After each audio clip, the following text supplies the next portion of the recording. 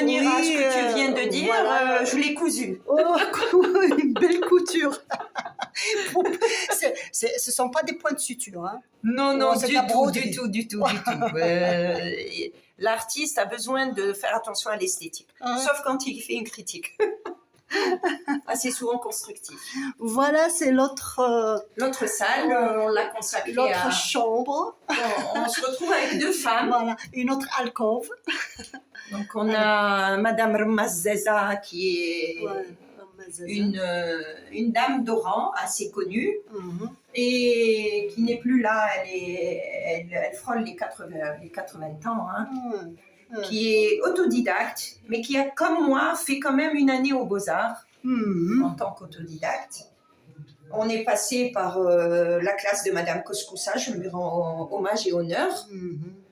Et voilà, on a une belle variété de fleurs colorées, c'est très agréable. C'est sa fille qui nous a fait l'honneur de nous le ramener. Ouais. Voilà. C'est beau à voir. Celui-ci n'est pas si... C'est quelqu'un de connu aussi, hein. Monsieur Chandal, qu'on ne voit plus. Je l'ai cherché. Chandal. Oui. Et des amis m'ont ramené une possession qu'ils avaient. Il n'était pas dans l'expo hier pour le vernissage. Hein. Il était ? Non, il n'y était pas. Il y a 2 tableaux que j'ai rajoutés, il n'y était pas. Cette tache violacée d'encre. Chandal. 2006. Oui, c'est quelqu'un qui était enseignant aussi à l'école des beaux-arts supérieure de Mostaganem avec Jeffel. Je te montrerai un petit livre où on retrouve la photo globale de tout ce groupe. Oui. Je te montrerai, je la publierai ou je t'enverrai, c'est comme tu veux. C'est bien de Chandal est quelqu'un qui faisait du travail extraordinaire, timide, gentil. C'est bien de rafraîchir la mémoire. Et là, c'est un peu pour égayer pour les gens qui n'ont pas beaucoup les moyens de s'offrir une toile ou un tableau. On leur fait un peu dans l'artistique, mais dans la décoration intérieure. C'est pour offrir. C'est pour offrir, pour marquer aussi... Là, c'était une thématique que j'avais fait éventuellement pour l'artisanat, qui portait sur notre culture. Donc, on retrouve la derbouka, on retrouve pas mal de signes typiquement de chez nous. Voilà.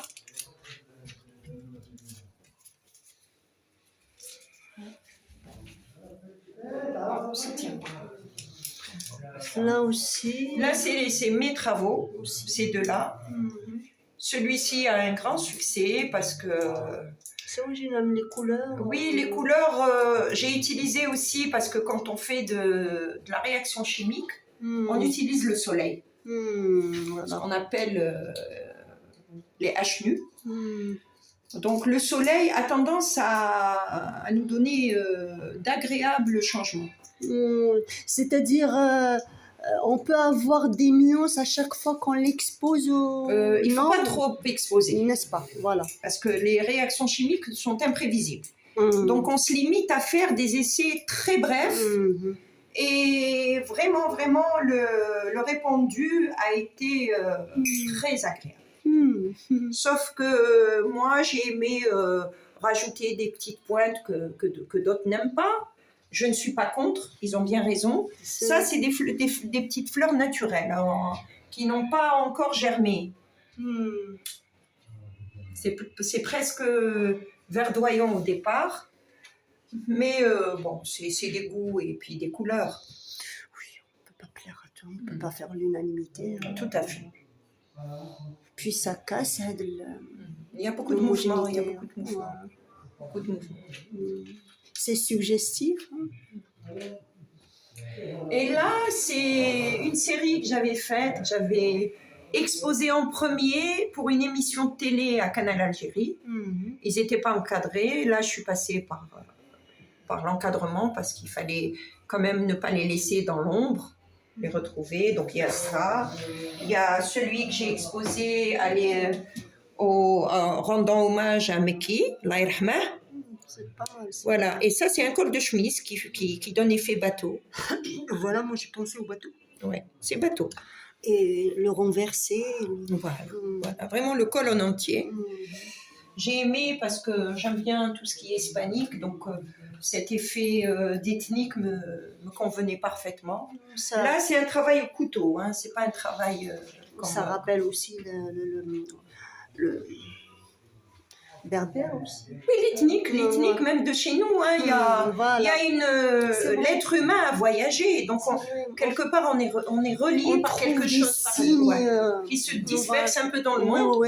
Je suis très portée sur tout ce qui est hispanique parce que j'ai fait espagnol et j'aime beaucoup l'Amérique du Sud. J'aime beaucoup, ils ont une culture très particulière, peut-être même, dirait-on, qui se rapproche un peu de nous. Hein. Oui, voilà. Même dans le champ. Dans le champ, le rural, les montagnes. Bonjour. Bonjour, ma chère monsieur. Ça va. Là, on est avec mademoiselle Hajar El-Hachmi, ça se fait.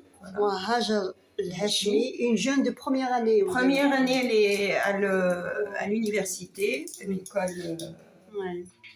Et ça promet. Voilà, et elle a une très belle touche dans l'aquarelle.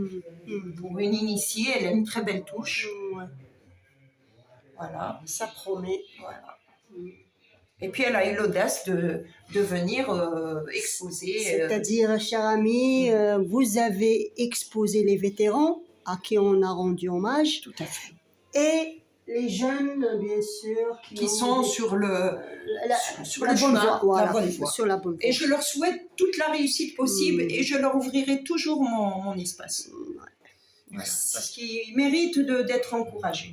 Et ça, c'est une autre découverte. Ça, c'est une autre découverte qui est connue sur le terrain parce que moi, je me suis un peu retirée du temps. Je n'étais plus sur les réseaux, je n'étais plus en contact avec les artistes, l'association s'était arrêtée pour des raisons personnelles. Et quelque part, j'ai oublié, il y a des gens qui sont revenus sur le terrain que j'ai perdu, et voilà. Le fil a été plus ou moins rompu.